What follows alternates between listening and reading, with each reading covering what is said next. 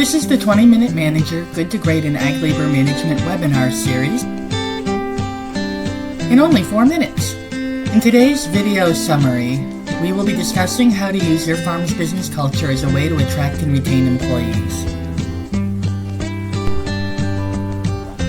I'm your host, Liz Higgins with the Cornell Cooperative Extension Eastern New York Commercial Hort Team.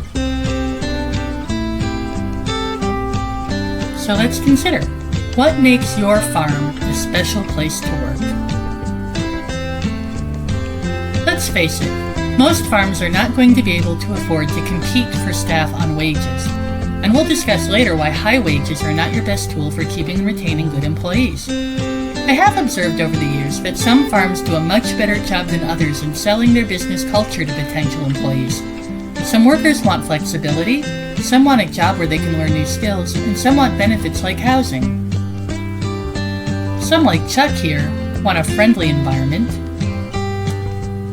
and others want to work for an employer with a good reputation for developing skills in their employees. So what about you? If someone were looking for a job on a farm, why should they choose your farm over someone else's farm? Who is your ideal employee? Unfortunately, though, your job's not done yet. Selling people on working for you is not enough. How will you keep them?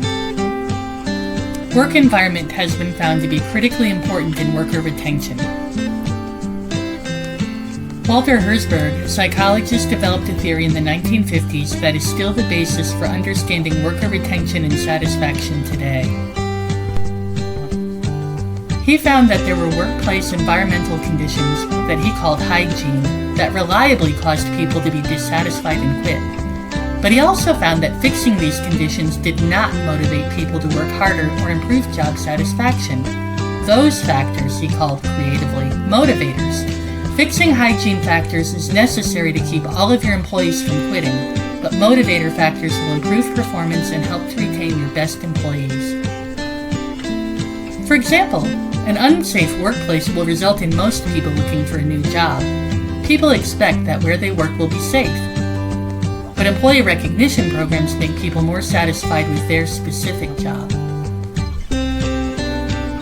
If you have any of these red light issues on your farm, you are likely to see high staff turnover.